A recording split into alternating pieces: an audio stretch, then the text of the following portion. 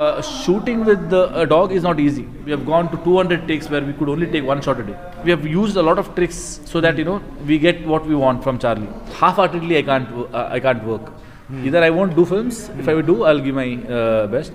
And in this life, I think I'll only do films. I think that is, as of now, that is the only thing I want to do. Back. Sit. Bang.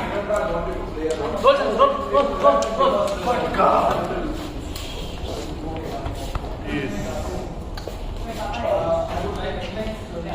Hey, hi, guys, FilmiFever ke swagata. Nanu nimma Ravi Gupta and nan jote we have one of the most talented personality, actor, artist of Indian cinema, Mr. Rakshit Shetty. Thank you. Pleasure is mine to be here. Sir, nimage Mumbai ke swagata. Thank you so much. Especially for you. मैंने कन्नड़ा में कुछ line सीखने की कोशिश की और इससे पहले और भी कन्नड़ा फिल्में आ रही है, उन फिल्मों को लेकर मैं बहुत ही ज़्यादा दीवाना हो गया हूँ। और 777 चार्ली जो फिल्म आई है, इसने सभी को इमोशनल कर दिया।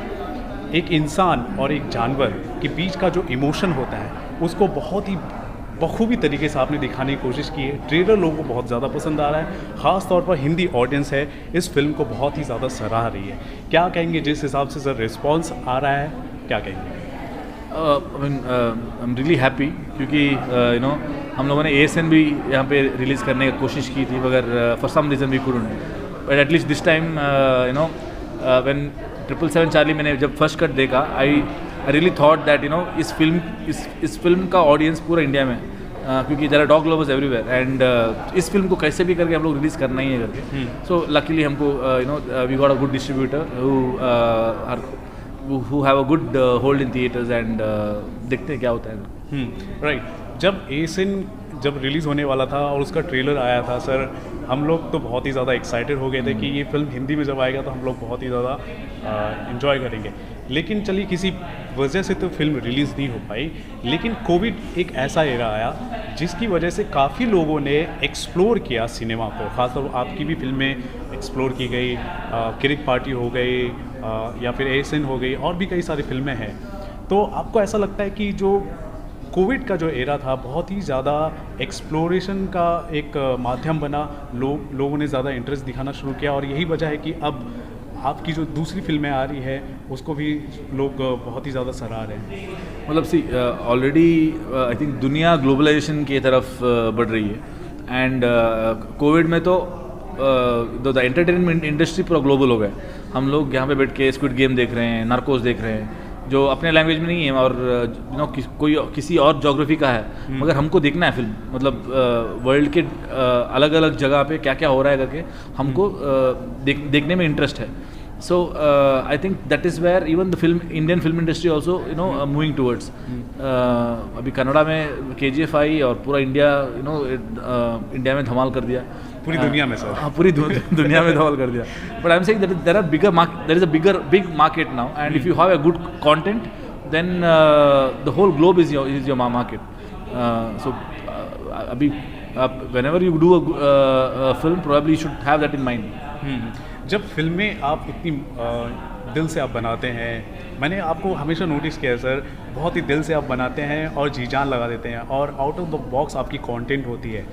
ऐसे में आप फिल्म को थिएट्रिकली रिलीज़ करने की कोशिश करते हैं, लेकिन एक पर्टिकुलर मार्केट है, वहाँ के जो डिस्ट्रीब्यूटर्स हैं वो उतना इंटरेस्ट नहीं दिखा पाते। ASN के साथ हुआ है, हालांकि अब तो होने वाला नहीं है। तो आपको पर्सनली कैसा लगता है as a film maker, as a writer, as a actor? मुझे स्टार्टिंग से भी एक बिलीफ है कि कोई भी film, when you give your 100% and work towards it, उस फिल्म को जो लेना है वो ले लेता है। And probably if ASN release नहीं हुआ तो I think it was meant to be. So I look at it that way. And but people watched when it came on YouTube or when it came on Amazon, people watched it, and उस film ने Charlie film के लिए एक छोटा market create कर दिया already.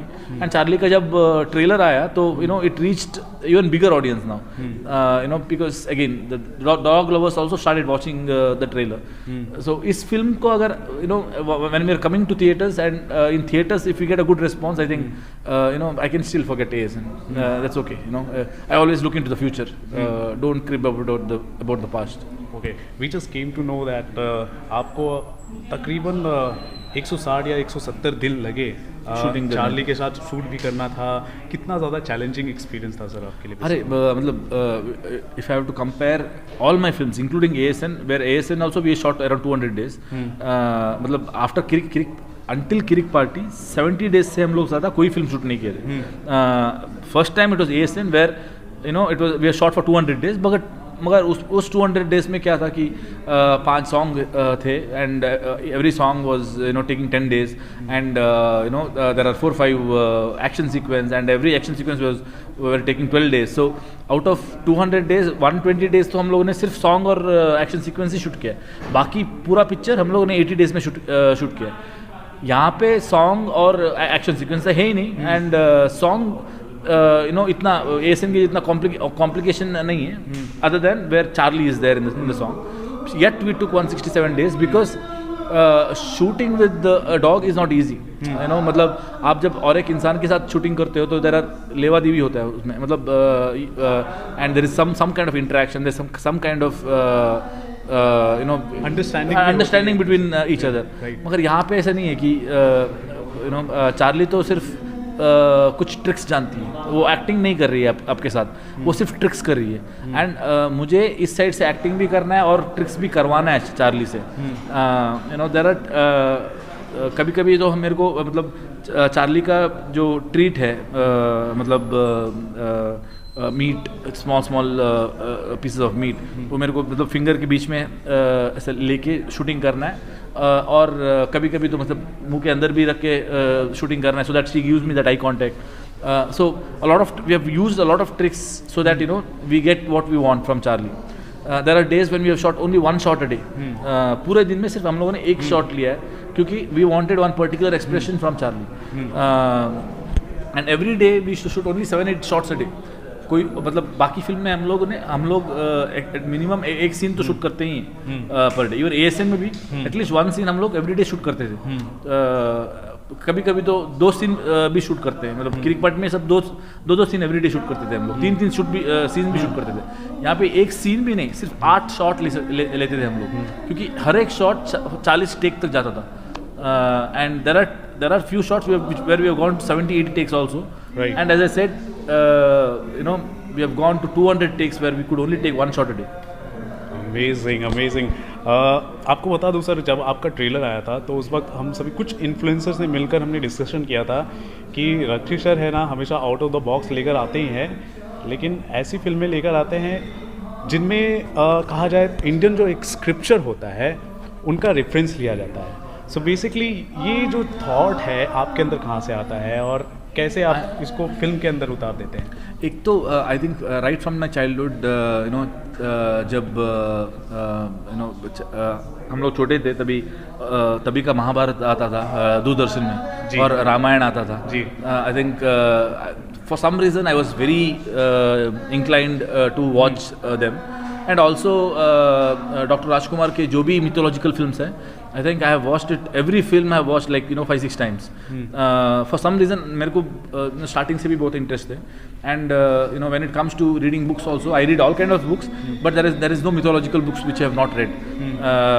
And you know as I moved forward I started seeing mythology from science perspective because I'm a science student too. There is time when I thought okay all this mythology is nonsense, you know I will science is my subject. So I completely went deep into science and then when I started seeing science and mythology together I was taken aback, I was surprised and you know to be frank for example you know we think that we go to temple because you know there is God there, but what actually is that they have installed certain kind of energy there and आपका जब energy कम होता है you go and you know share that energy. Right. I mean this is very scientific. I mean, sir, even our culture has a lot of science behind it. Everything what is explained in the ancient times has science behind it. It's just that most of the times we have forgotten the science and we only remembered the culture. That is when we thought, okay, you know, these are all bullshit. If we had actually carried forward the science also along with the culture, then probably we wouldn't have left. You know, आज के जो दिन है, we wouldn't have seen I mean today, no, I mean most of the things we think that these are all nonsense. There is a big chunk of people who think that this हमारे is all. Education system में भी कुछ ऐसी बातें हुई होगी जिसकी वजह से हम धीरे धीरे भूलते गए। Definitely. Yeah. I mean, obviously, because when the invaders started, changing our education system, a lot of things also we have lost.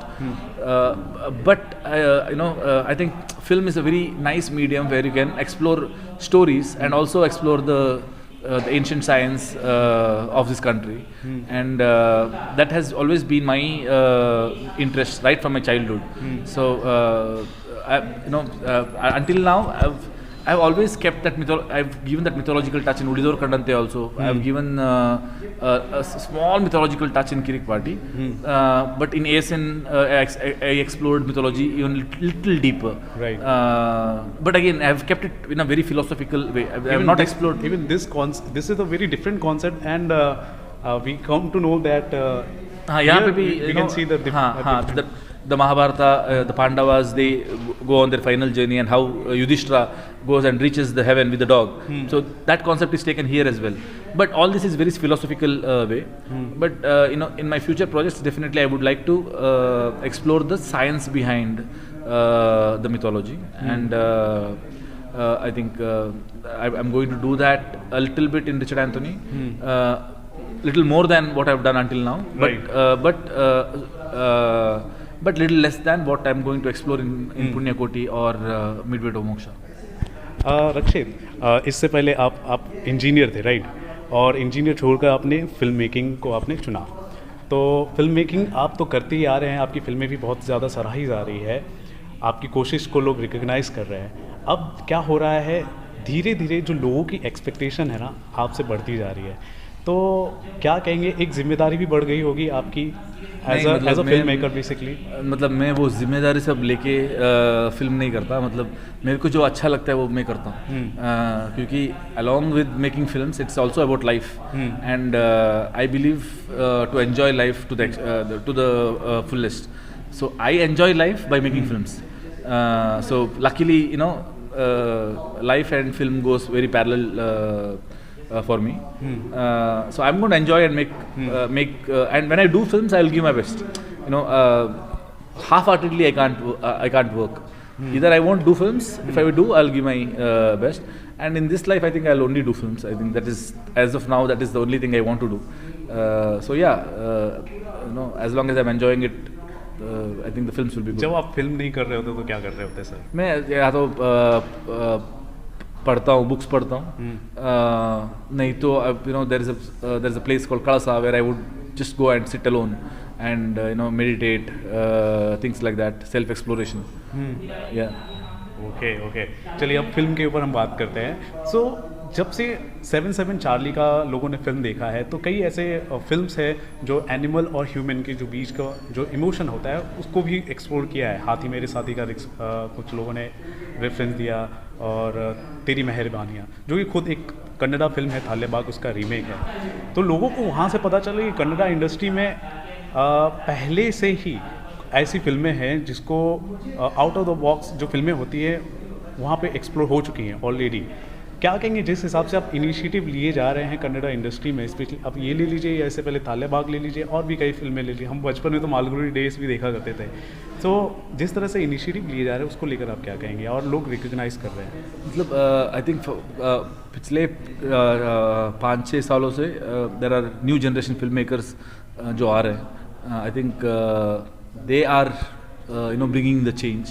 I mean, we have always made commercial films, and commercial films have always done well in our market.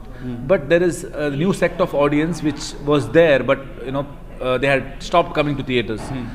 Now, since we have started exploring, there are new filmmakers who have come and started doing films catering to those audience. Now those audience are also coming, so the industry is getting bigger. I think every industry should do all genre films, so that we keep catering to all kind of the audience. अभी experiments हो रहे हैं अब अपनी industry में. I think there are many more filmmakers who will come. I think 5 years down the line we will be in a very I mean, right now the golden period has started, but this is only a start. In 4-5 years down the line, probably the actual golden period will start. लेकिन इस हिसाब से जो success हुआ है वो काबिल तारीफ है। केजीएफ की सक्सेस को स्पेशली आप क्या बोलेंगे? मतलब second highest film in Indian cinema. नहीं, 6 months आप पहले मुझसे अगर ये क्वेश्चन पूछते तो आई वुड से केजीएफ हाँ एक 300-400 करोड़ तो करेगी, मगर 1000 crore is something which I can't imagine, and probably it's a surprise for the whole country that I think Vijay Kirundur sir, Prashant Neel, Yash all put together, they have created a way where filmmakers can think making a film in their respective language, but knowing that there's a market across the country, or to across the globe. So I think it's going to be for a filmmaker like me, this is a very positive thing. I would like to see that now. अच्छा इतना है market, then let us explore it. Right. और यही वजह है कि आपको बता दूँ जो फिल्में हैं अब चल रही हैं, इतना ज़्यादा कर रही है, और ऐसी ही फिल्में जो है साबित कर रही हैं कि लैंग्वेज हैज़ नो बार। चाहे आप 7-7 चार्ली ले लीजिए या विक्रांत रोना ले लीजिए, इससे पहले केजीएफ आ चुकी है। अब फ्यूचर एस्पेक्ट किस हिसाब से देखते हैं you as a part of Indian cinema?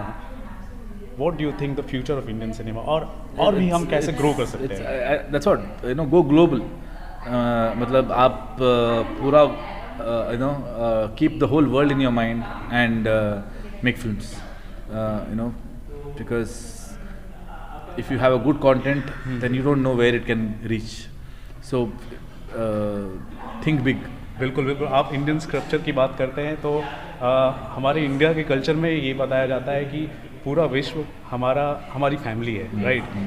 और इसी अगर मोटिव के साथ अगर हम फिल्में अगर रिलीज़ करें, अगर दिखाएं तो और भी ज़्यादा अच्छा हो सकता है, राइट सर? वसुदेव कुटुंबकम, right. So the whole world is your family,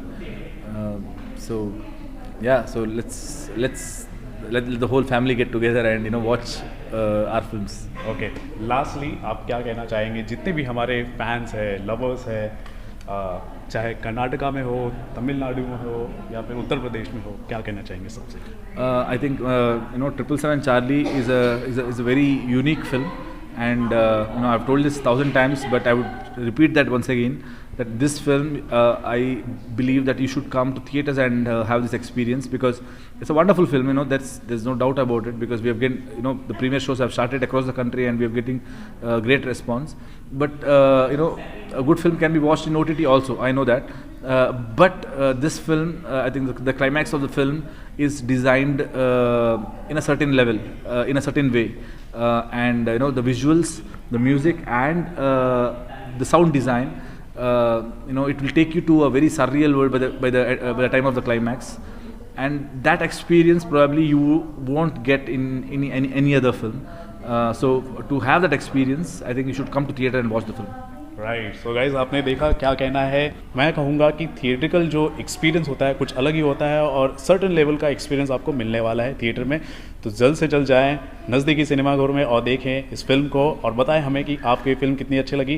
फिलहाल के लिए सर के कमेंट्स आपको कितने अच्छे लगे, उनका एक्सपीरियंस, ओपिनियन कैसा लगा, जरूर बताएं हमारे कमेंट सेक्शन पर, और देखते रहे आपका अपना channel filmy fever. This is Ravi Gupta here, signing off with the great and talented artist of Indian cinema, Mr. Rakshit Shetty. Thank you. Thank you, sir.